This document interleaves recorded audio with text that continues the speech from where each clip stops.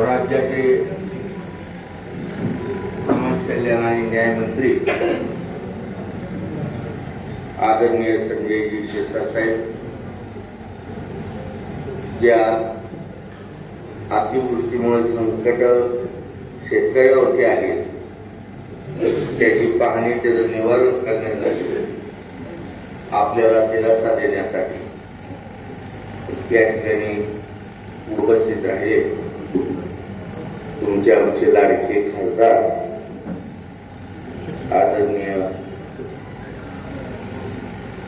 धैर्यशील भैयासाहेब, तालुक्याचे लाडके आमदार, न बोलता स्वतःची भाकरी भाजून घेणारे नारायणराव पाटील,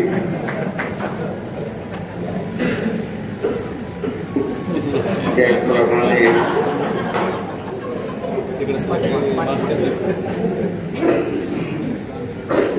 महेश शिवटे आणि खासदार साहेबांनी जेवढ्यांची नावं घेतली ते सर्व सहकारी आदरणीय व्यासपीठ आणि बंधू, आज या ठिकाणी अतिवृष्टीमुळे झालेलं नुकसान आणि आमचा शेतकरी अडचणीत आलेल्या शेतकऱ्याला धीर देण्यासाठी शिरसाट साहेब या ठिकाणी उपस्थित झालेले. मला वाटतं आता सध्या देशात, जगात सगळीकडं युद्ध असेल, नैसर्गिक आपत्ती असेल, महामारी असेल, अन्य गोष्टीने अनेक संकट आलेली. आणि साहेब, करमाळा तालुक्यामध्ये मी आज ह्या गोष्टी, आमचा तालुका उणीव राहिलेला नाहीये, तोही यामध्ये समाविष्ट झालेला आहे. आता या ठिकाणी आपण राज्यकर्ते आहात, भाजप असेल, आमची सेना असेल किंवा माझी सेना असेल, तुमची तुतारी असेल राष्ट्रवादी भैयासाहेबांची, मला वाटतं दुसरं घड्याळ असेल, त्यातली बरीचशी लोक इथं आली. सोमवारी घटस्थापना झालीच आहे, त्या घाटात 7 धान्य टाकावं लागतं. सगळे आले तिथं ऐकायला आपण काय बोलतो. आता विजयादशमी तुमच्या हातात आहे, बघू भविष्यामध्ये काय होते. महत्वाची गोष्ट इथं मी एकच आवर्जून सांगणार आहे की ज्यांची पाहणी करायला आपण साहेब आलात, खासदार साहेबांनी आपल्याला मागणी केली, आम्ही सगळे करतोय, आमदार साहेब, आम्ही नुसते त्यांना धीर देतोय, सहानुभूती देतोय. त्यांना देण्या इतकी कुवत ना शासनाची, ना देवाची, ना कुणाचीच नाही. कारण आमचीच कुवत अशी की आमची फळं, भाजी, दूध, धान्य तुम्ही सगळे खाता, आमच्या शेतकऱ्याचं. पण आम्ही तुम्हाला सांगतो, कधीही कंजूसी केली नाही. आम्ही मनाचे मोठे आहोत. आम्हाला जर मदत करायची असेल तर भरघोस करा, नाहीतर आम्ही उद्या भविष्यात सगळे शेतकरी निर्णय घेईल आणि मी सगळ्या शेतकऱ्याचे पाय धरील. त्याच्याबरोबर नारायण आबालाही घेऊन जाईल. फक्त घरच्या पुरतच पिकवायचं, बाजारात विकायचंच नाही. मग तुम्ही काय खाणार मला सांगा शेतवाशी. मग आम्ही तुम्हाला सांगू, तुम्ही निधी खावा, कोटीने खावा, कसाही खावा, ज्वारी नाही, गहू नाही, बाजरी नाही, फळं नाही, भाज्या नाही, दूध नाही. आजपर्यंत जगाला पोशिंदा जगाचं म्हणून आम्ही शेतकरी आजपर्यंत वावलो. साहेब, आम्ही तुम्हाला चांगलं देतोय, तुम्हाला म्हणजे जगाला. मी तुम्हाला एकट्याला उद्देशून सांगत नाही. आणि आम्ही मात्र खातो आणि जगाला सोन्याचा काच चालतो. करोनाच्या महामारीमध्ये सुद्धा तुम्हाला सांगतो, आमचा शेतकरी थांबणार नाही, मरणाला भिला नाही. आमच्या शहरवासियांना सगळ्यांना जेवढ्याही दैनंदिन गरजेच्या गोष्टी आहेत जगण्याच्या, त्या सगळ्या त्यापर्यंत त्यांनी पोच केले. ती वस्तूच येते. मधल्या दलाने त्याच्यामध्ये पैसे खाले. अहो, आमचं शेतकरी साहेब, तुम्ही चला आमच्या धुळाभाऊच्या रानात चला, जे काय त्याच्या रानात असेल तुम्हाला जर केली असेल तर 5-6 घडं तुमच्या गाडीत टाकणार. तुम्ही चौकात गाड्यावर गेल्यानंतर तो म्हणणार 100 रुपये डझन. ते आमचे शेतकरी. सहज एखादा मित्र भेटायला गेला तर तुम्हाला सांगतो 1 ठिकाण शेंगा काढून आम्ही गाडीत टाकतो. तुम्हाला सांगतो कवळाभर भाजी काढून आम्ही देणारी माणसे. आणि आम्हाला जर शासनाला मदत द्यायची असेल तर तुम्हाला दिल्यासारखे वाटावी ना आम्हालाही घेतल्यासारखे वाटावी असं द्या. देवाला घालायचं पोटवर घाला, नाहीतर सत्यनारायणचा प्रसाद खाल्ला जा बाबा घरी ती वर्ण तीर्थ काय उपयोग होणार नाही साहेब. ही वस्तुस्थिती. कारण आता सध्या न भरून निघणारं नुकसान आमच्या शेतकऱ्यांचं. 3-3, 4-4 एकर नदी काठच्या जमिनी मागाशी तुला बोललो आबापूर झाले त्या ठिकाणी. आमचे मार्केट कमिटीचे डायरेक्टर जण आपण त्यांच्या गावचं ते प्रश्न त्यांनी सांगितलं, अहो साहेब तिथं म्हणले तुम्ही 1 कोटी रुपये जरी खर्च केला तर तेवढी माती आणि तेवढी जमीन पाहिल्यासारखी तयार करू शकणार नाही. आम्ही उद्ध्वस्त जरी झालो तरी आम्ही जगाची घडी बसवतो. मराठा जरा बसा, मी बी मराठाच बस जरा गडबड करू नको. आणि आम्ही एवढ्या संकटातून मार्ग काढतो. यासाठी शासनाच्या वरती आता तुम्हाला सांगतो साहेब, मी मगाशी बोललो बया कुठल्याच नेत्यावरती आमचा विश्वास ठेवला नाही. त्यांनी आईची शपथ घेऊन सांगा हे राहिला का तुमचा विश्वास खरेच सांगा कोणावरच विश्वास नाही. पण मी अपवाद द्या मी पडत नाही सर. ही वस्तुस्थिती सांग. महाराष्ट्रामध्ये आज त्रिशंकू साहेब सरकार आहे. मग नेमकी आता आमची आई कोणची, पाजणारी कोणची, लोरी गाणारी कोणची, आम्हाला घास घडवणारी कोणची. बरं तिघींनी जर असं ठरवलं की तिघाली मेले की बाळ जिवंत राहील का साहेब. आज परिस्थिती अशी आहे, सक्तीने लाईट बंद येते, टॅक्स बी येतो, सगळ्या गोष्टी. आणि जर शासन जर आमच्या शेतकऱ्यांना मदत करत नसेल तर भविष्यात कृषी प्रधान हा देश जगाच्या पाठीवरती कामगार म्हणून आपण भिकारी होऊ. त्याची राज्यकर्त्यांनी सगळ्यांनी हमी घेतली पाहिजे, भान ठेवलं पाहिजे. आणि त्यामध्ये मला फक्त आता शिंदे साहेब थोडस त्या वाटचालीने चालले असं मला स्पष्ट दिसते. म्हणून मी शिवसेनेत गेलो. आज या ठिकाणी आता तुम्हाला सांगतो मी शिवसेनेत आहे, नामदार साहेब शिवसेनेचे, खासदार साहेब मला वाटतं पवार साहेबांचे काय आमदार आहे. आता हे सगळ्यांनी दुसऱ्यावरती ढकलाढकली करू नका. काय तुम्ही सांगितले यांना 5 कोटी द्या, तुम्ही सांगितले यांना हे द्या ते द्या, असं करून चालणार नाहीये. आपल्याला सगळ्याला एकत्र यावं लागणार आहे आणि ह्यांना सांभाळावं लागणार.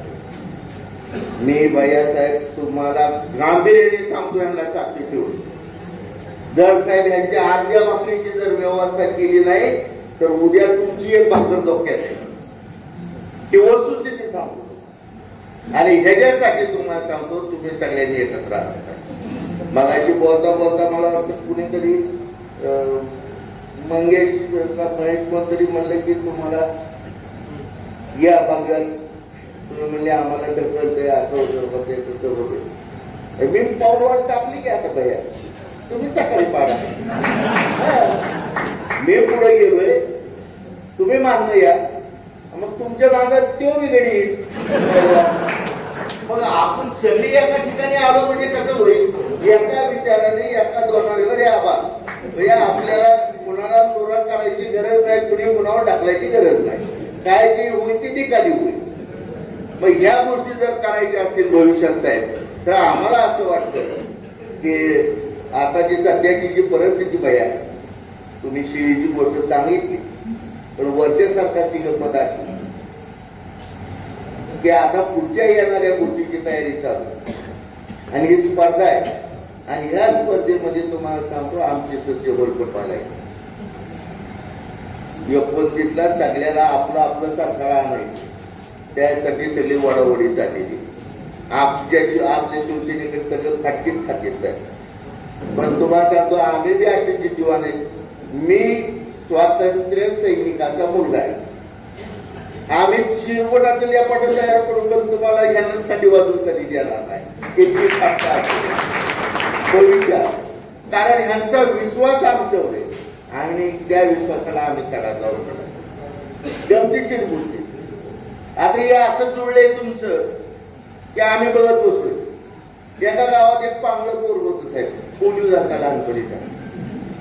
आणि ते पोरग तुम्हाला सांगतो लहानाचं मोठं झालं भैया, वयात आलं.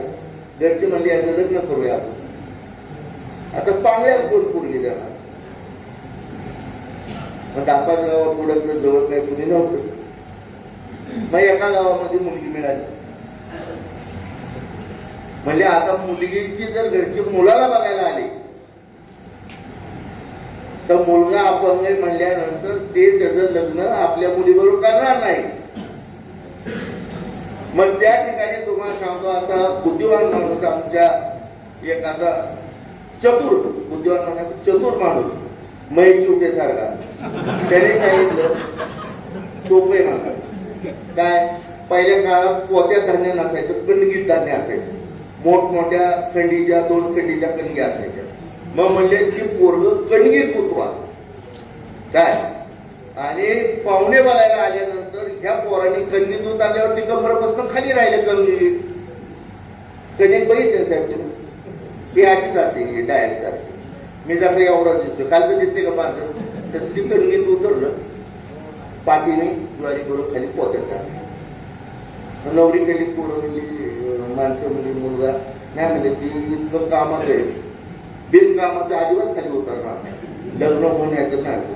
आता थोडं ते पांगळं असल्यामुळे सगळे कष्ट हाताने करावं लागत होतं. ते करायचं थोडं दष्टपुष्ट दंडबिंड झालेली होती. पोरांनी सांगितलं, त्या पाहुण्याने सांगितलं बया पोरगी पसंत, मुलगा पसंत. म्हणजे आम्ही केव्हा येऊ तुमच्या घरी मुलगी बघायला? ते म्हणते या पुढच्या आठवड्यात. मग तारीख ठरली, मुलाकडली मुलीचं घरी मुलगी बघायला गेली.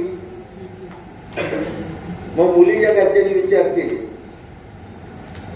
त्या आपली पोरगी पांगली, आपली पोरगी पांगली म्हणजे कसं आपलं लग्न जुळायचं. पोराचं लग्न जुळणं, त्या मुलीचं जुळणं अवघड आहे. म्हणजे मुलगी आपण काय पण तसंच आपलं दादासारखा आमच्या महिला तिथं बी एक चतुर होता. त्याने सांगितलं काय नाही, पोरगी भाकरी थापवायला बसवा आणि लुगड्याचा बोळ पुढं झाला. म्हणजे नवरा बी पांगला होता, नवरी बी पांगली होती काय. पण दोघाला माहित नव्हतं आणि दोघांनी झाकून ठेवलं. मुलगी त्यांनी बघितली, म्हणजे आमच्या पोरीला म्हणजे काम सोडून असं दाखवायचं, नाट्या फिरायचं जमत नाही. ती भाकरी थापता थापताच बघा तुम्ही आता पोरगा आम्हाला ज्वारी काढता काढता दाखवला तसं बघा. यांनी मान्य केलं, मुलगी पसंत पडली, लग्न ठरलं. दोन्ही मामाला ताकीद दिली की वरातीत नवरा आणि नवरी काकाला घेऊन नाही का जातात, घेऊन जायचे. लक्षात आलं नाही पाहिजे. लग्न सुरू झालं. अशी बरीचशी पाहुणे आले साहेब बाया, आणि त्या पाहुण्यांनी अक्षता टाकायची. म्हणजे बरं झालं बाबा नवरदेवापटी म्हणजे पांगळ्याला पोरगी म्हणजे कसं नशीब आहे. नवरी गेली माणसं म्हणली पांगळ्या पोरीला नवरा एवढा चांगला मिळाला कसं नशीब आहे. पण हे माहित होतं तुम्हाला सांगतो वाजंत्रीवाल्या, मुलीकडले वाजंत्री आणि मुलाकडले वाजंत्री, 2 गावात तेच होत की आपलं वाजवत बसले होते. त्यावेळेस असे बँड वगैरे काय डीजे बीजे काही नव्हता. मग ते असं ह्या बाजूला नवरीचा त्या बाजूला नवरदेवाचा. तो नवरीचा जरा चाकळ होता. त्याने काय म्हणला, त्या पोंगाने सूर काढून बाहेर फसलं फसलं कस काय फसलं, फसलं फसलं कस काय फसलं. नवरदेवाच्या त्या पिपाणीवाल्याने चिडवलं. त्याने ऐकलं ऐकलं ऐकलं, त्याने काढली उपस्थित त्याची कशात फसलं कशात फसलं, आमचं बी तसलं आमचं बी तसलं.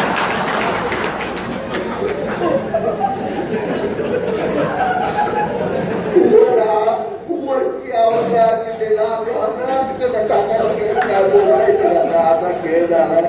तर कृपया आम्हाला तरीकेत आम्ही भविष्यात सगळ्याला खांद्यावर घेणार आहे. शिवसेनेचं आम्ही प्रामाणिक काम करणार आहे.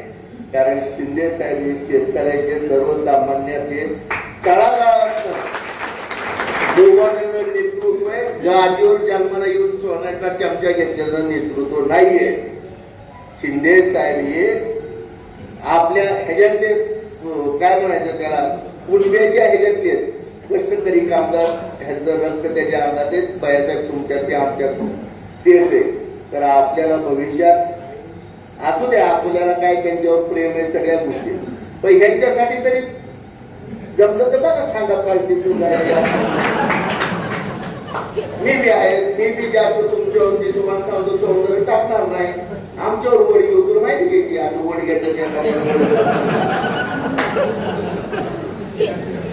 म्हणून आम्हाला या ठिकाणी साहेब एवढीच विनंती द्यायचं तर भरघोस द्या नाही तर तुम्हाला म्हणत नाही आजी दादा येऊन गेले पंकजाताई येऊन गेले सगळे पुढारी फिरायला कोणी ह्याच्यापासून थांबलेलं नाही. सगळ्यांनी तुम्हाला सांगतो आमच्या प्रपंचाची राख रांगोळी बघायसाठी कोणी हेलिकॉप्टरने येतंय कोणी कोटी कोटी 2-2 कोटी गाड्याने येतंय कसं येऊ द्या पण आम्ही तुमच्याच पाठीशी राहणार आहे आणि आम्ही तुम्हाला सांगतो जगाला जगवणार कारण कष्ट हे आणि प्रामाणिकपणा माझ्या शेतकऱ्याच्या नाचा राखतात. आम्हाला एवढंच या ठिकाणी सांगायचंय की द्यायचं तर भरपूर द्या नसेल तर आमची आपदा करू नका. होळीचा सण होता माझी मुलीचे गोष्ट सांगायचं नाही आमची अवस्था तशीच आहे. श्रावण महिना संपला कर होती त्या होळीच्या सणाला दुसऱ्या दिवशी कर असते. मग गावात बकरं पडलं होतं 2 मित्र एकत्र आले आलतापर्यंत त्यांनी दोघांच्या बायका एकत्र आणल्याने सांगितलं की आपण 1.5 किलो 2 किलो मटण घेऊ तुझ्या घरी शिजवू दोघी स्वयंपाक करतील एक भाजी करत एक भाकरी करत.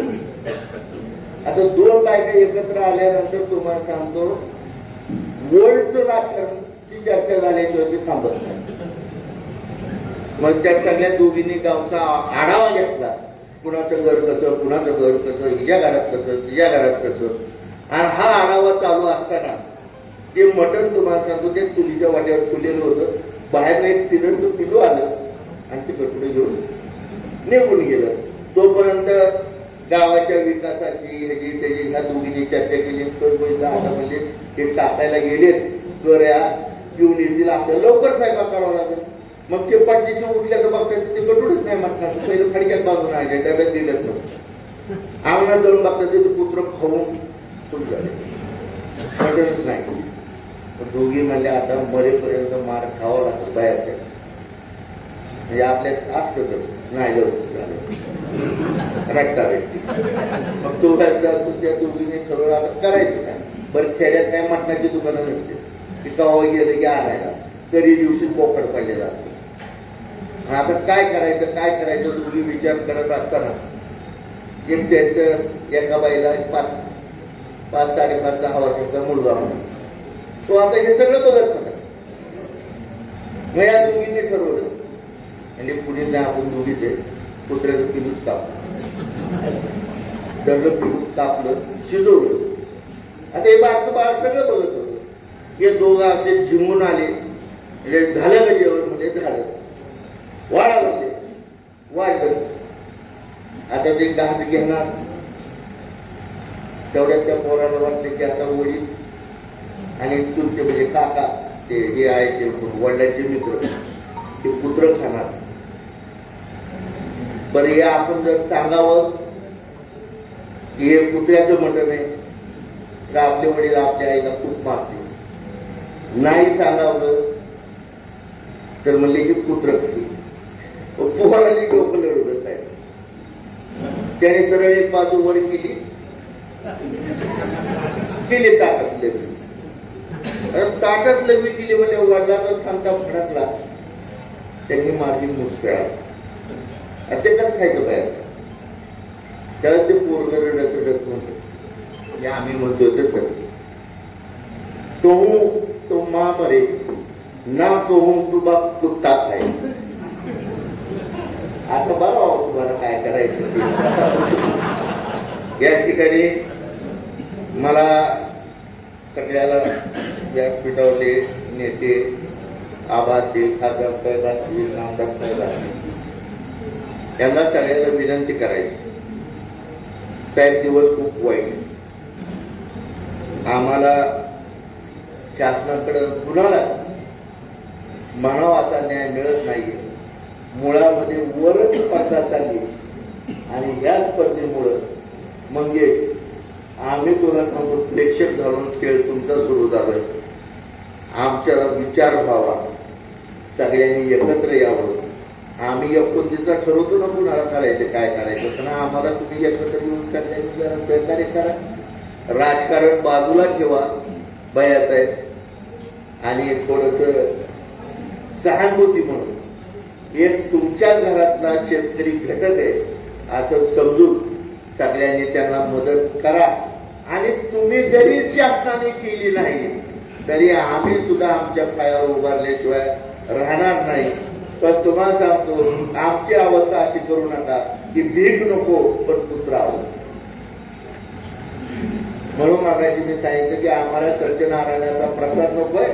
आम्हाला द्यायचा असेल तर आमचं ताट भरून जेवण द्या, नाहीतर आम्ही आमचे दिवस काढतोय साहेब काय. आणि आतापर्यंत काढतच आलोय स्वातंत्र्य काळापासून.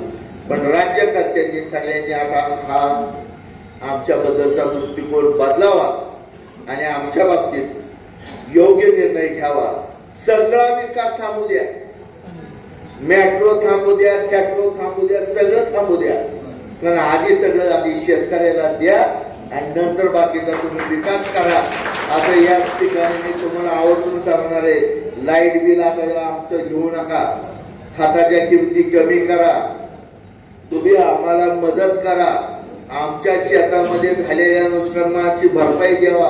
अहो साहेब, छपरात राहणारी माणसं, गुरढोरं मेली, कोंबड्या मेल्या, छपर खराब झाली, उघड्यावर प्रपंच आलो तरी तुम्हाला सांगतो आमच्या डोळ्यात टिपूच नाही. आम्ही वळतोच आहे, आमचा वाली तू आहे. आणि त्याने जरी लक्ष दिलं नाही तर तो सुद्धा आमच्या कष्टाचाच निवड खातोय तुमच्या हातून. वहिनी साहेब काय, तर ह्या सगळ्या गोष्टी त्यांनी तुम्हाला बुद्धी द्यावी आणि आम्हाला मदत करावी. नामदार साहेबांना पुढे जायचंय. मला खूप बोलायचं होतं पण त्यांनाही पुढे जायचंय. जास्त बोलल्यानंतर त्यांनाही माझ्याबद्दल काहीतरी गैरसमज कंटाळा येऊ नये. जास्त बोलत नाहीये मी. सुद्धा नारायण आबासाठी केली मी चूक, मेरी मी चूक आपली भूमिका घेतो आणि माझे 2 शब्द तिथं संपवतो. जय हिंद, जय महाराष्ट्र.